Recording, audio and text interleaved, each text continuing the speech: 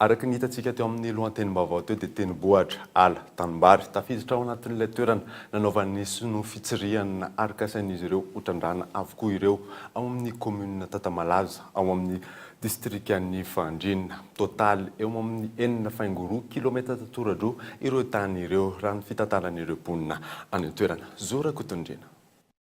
Manomboka any amin'iny zany iny juskao amin'ilay alana tombadika ato miaraka amin'ity tanimbary sy fatsakan'ny fokontany tsy madilo etely ty. Iny zany miala aby. Ao anatin'izay iny ambany iny dia mivadika ato ambadika iny atety ato. Dia midina ary ampitana ary amin'ny tetezana ary. Ary amin'ny tetezana ary ambany ary amin'ny miakatra amin'ny fokontany amin'ny commune ary ambany ary.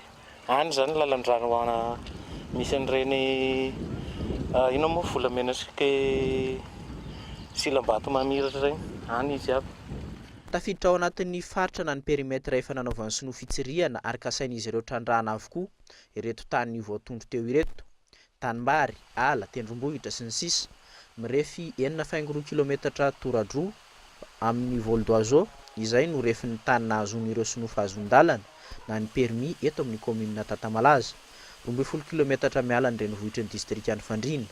Ity toerana ity izay isan'ny be volamena amin'ity faritra ity. Famidy miala ny tetezana eo mpitana io dia tonga eo dia zareo moa iny toerana iny fa amin'iny zany dia fahitana ho tena misy ary taloha tamin'ilay zareo nanao tao miarina avaratra iny zao dia fa nisy tamin'io manko nisy hélicoptère mandehandeha mijery an'io dia zay nahitany zareo ho misy be dia be koa amin'ity. Fa iny toerana iny manko zany efa nasian'ireo ray aman-dreny teny taloha hoa sazo trandrahana mihitsy satria rehefa trandrahana zany iny dia potika aby ny agnambany rehetra satria ny ray aman-dreny taloha nifankatia dia farany dia horehanao ny aty ambony dia simba ny agnambany dia farany zany dia nasiany teny ho sazo kitihina mihitsy ny amin'iny. Efa nitatia farany ngamba zany ro atao koa diso fitiavan-taigna dia farany rehefa be ny vola dia nagnome izy ny farany. Akoatra ny volamena ahitana kromma ihany koa amin'ny manodidina ity toerana ity sy ireo commune manodidina izay tafiditra ao anatin'ireo permis ireo ihany koa araka ny efa notaterina teto amin'ny fampahalalam-baovao. Permis izay mahakasika commune misa 4 ato amin'ny distrikan'ny Fandrinina. Tsy napozin'ireo mponina ny namaritan'ireo sinoa ny tany raha ny fitantaran'ny mponina avy eto amin'ny manodidina hatrany. Izy zany olona roa izy dia ny raika gasy moa ny raika sinoa. Dia zay nametaka piqué zay ery nataony hierovana azy soa dia na inona aloha na inona dia miaro ny tanindrazana ny taigny satria fomba harena kibo ny tany eto amin'ny taigna moa manimba ny fambolena sy ny tany taigna koa izy io dia zay ro diarovana zato sanjato zany aloha. Efa notsoahan'ireo mponina avokoa ireo piqué nataon'ireo sinoa tetỳ amin'ny manodidina. Ireo mponina ao amin'ny commune Tatamalaza izay mandany fidiran'ny sinoa aty an-toerana hitrandraka ireo arena kibony tany ireo. Hatreto aloha tsy fantatra mazava ny mahakasika ireny famaritana velaran-tany lehibe ireny sy ny fametrahana piqué. Izavy no tokony anatrika izany, midika inona ireny fametrahana piqué ireny ary ny lehibe indrindra inona no anjara andraikitry ny ministera-panjakana misahana ny fanajariana ny tany sy ny ministera amin'ireny famaritana lehibe manerana nosy ireny.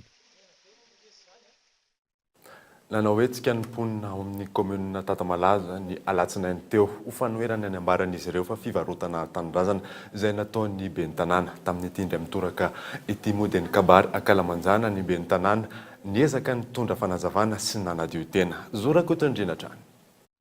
Efa hatramin'ny faran'ny volana Novambra 2024 no ny famotoana isaky ny alatsinainy andro-tsena eto Tatamalaza ny mponina ato amin'ity commune manohitra ny fidiran'ny sinoa aty an-toerana hitrandraka ny volamena sy kromma ity. Raha ny zava-misy efa notaterina teto amin'ny fampahalalam-baovao ny Kolo TV FM efa nanao sininy taratasy fahazon-dalana fitsirihana ho an'ny orinasa Madagasikara maininina ny ben'ny tanàna tany an-toerana. Ny alatsinainy teo niezaka nitondra fanazavana sy nanamary tena ny ben'ny tanàna momba io siny nataony io teo anoloan'ireo vahoaka ny Tatamalaza. Fa rehefa ho avy ny fitandrahana dia tsy maintsy ho avy isika mandray ny fepetra sy ny condition rehetra alohan'ny hanatanterahana. Ka raha misy fanatanterahana sy misy fiaraha-midinika, raha misy fanatanterahana avy hatrany dia manatanteraka dia anisany ary mitarika ny lalana fisakanana ny ben'ny tanàna dia nanao sonia miaraka amintsika mianakavy. Raha ohatra ka diso kotra ny nampanaovanareo soniahana izay dia eo antsika hifagnazava izay zany no antony. miandry isika raha misy condition angatahiny na avy hatrany izy dia hanao kopisoroka hiditra amin'le périmètre izay mbola tsy misy tatitra tonga ho pelatànako hoe asy ambero asy amorafeno. Milalao baolina irery ary tsy naka hevitra tamin'ny vahoaka ny ben'ny tanàna tamin'ny fandraisana izao fanapahan-kevitra izao raha ny fitarainan'ireo mponina sy ireo zanakam-pelezana tonga nanatevin-daharana ny hetsika. Tandindondoza ny anaran-dray. Izy angamba tokony amaly aloha. Hoe inona ny ilazana fa tsy tandindondoza ny anaran-dray. Nosoniavinao ilay taratasy voalohany. Dingana voalohany voalaza ao. Fa somary tsy dia nazavainao loatra izy. Mba mahiteny mandika an'ilay teny frantsay teny gasy koa. Ny dingana voalohany zany hoe ilay dingana voalohany dia ilay recherche. Ny olona ray manao fikarohana. Tsy adaladala izy andany vola andany fotoana. Fa misy tanjonao. Ana moa zany niahany ray nefa aloha zao hatreto tena tsy azo atao ve andriamatao ben'ny tanàna ny manakana an'ity zavatra ity na dia ny fisirihana fotsiny aza satria zao rehefa siritra ny olona misy raha hitany eo mahatonga siritra io sa misy mpangarom-bolagny sa mahalalany ao zany fa matoy izy mangarom-bolagny misy henao hitany ho anay zany angamba miompikevitra amin'izany asika rehetra. Etsy ankilan'izay tsy nisy ihany koa ny fakanany hevitra ireo mpanolontsaina tamin'izao fanapahan-kevitra izao. Efa nanao sininy ben'ny tanàna vao nanao tatitra tamin'ny vahoaka sy tamin'ireo mpanolontsaina ireo. Ny mifanohitra amin'izay anefa no fandehan-draharaha raha manaraka ny lalàna ary mpanatanteraka fotsiny ihany no anjaran'ny ben'ny tanàna fa anjarany mpanolontsaina no mandray ny fanapahan-kevitra. Tany Antananarivo aho nahita tamin'ny gazety fa tsy nandalo tao aminay io to. Tsy nandalo tao aminay io fa vita ny sonia vao nitatitra taminay izy hoe nanao an'izao nanao an'izao dia zany no miteny hoe irerange zany ataonao zany satria aim-bahoaka no lalaovina aim-bahoaka no entina tsy tokony anao sy anapaka samy rery amin'izao ianao fa inona fotsiny mahakonseille anay ka dia izay le tsy nandalo tao aminay zany le izy. Tsy nahita avaly tamin'ireo fanontaniana maro napetraky ny mponina sy ny zanakam-pelezana ny ben'ny tanàna ary tsy nahasotro rano.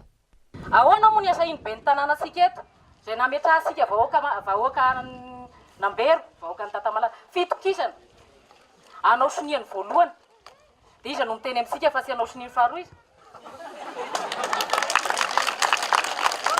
Ary mahalala tsara ny ben'ny tanàna satria mahay mandika an'ilay teny frantsay ho teny gasy izy fa misy ny voalohany, misy ny faharoa ary mety isy ny farany. Naninona natao ny ben'ny tanàna sika sonia zany ary nilaza izy ihany no niteny teo fa ny voalohany natao. Fa io moa zany ny fanahy masina sy Andriamanitra hoentina anakomana ny heloka foana matetika hoe Andriamanitra. Fa fikarohana no nanaovako sonia fa ny fikandrahana sy nanaovako sonia. Dia ina moa le raika? Ina moa le nanahirana anao raika? Le toerana no zavatra anankiroa zany mba nangatahako misy Tsy mipetraka intsony ny fifampitokisana teo amin'ny mponina tao Tatamalaza sy ity ben'ny tanàna ity. Fanafoanana ny soni naneken'ny ben'ny tanàna ilay permis de recherche no nangatahan'ireo mponina sy mpanao fihetsiketsehana.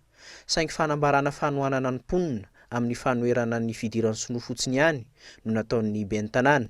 Nefara tamin'ny tsitsika fomban-drazana entina anaovana velirano amin'ny famadihana tanindrazana izay nampanaovina n'ity ben'ny tanàna ity ny hetsika. Ny ben'ny tanàna izay voalaza fa nandray vola amina miliara tamin'ilay fanaovan-tsoni niaraka tamin'ny teo anivon'ny distrika sy ny faritra Amoron'Mania. Andrasana araka izany ho toy n'ity raharaha ity.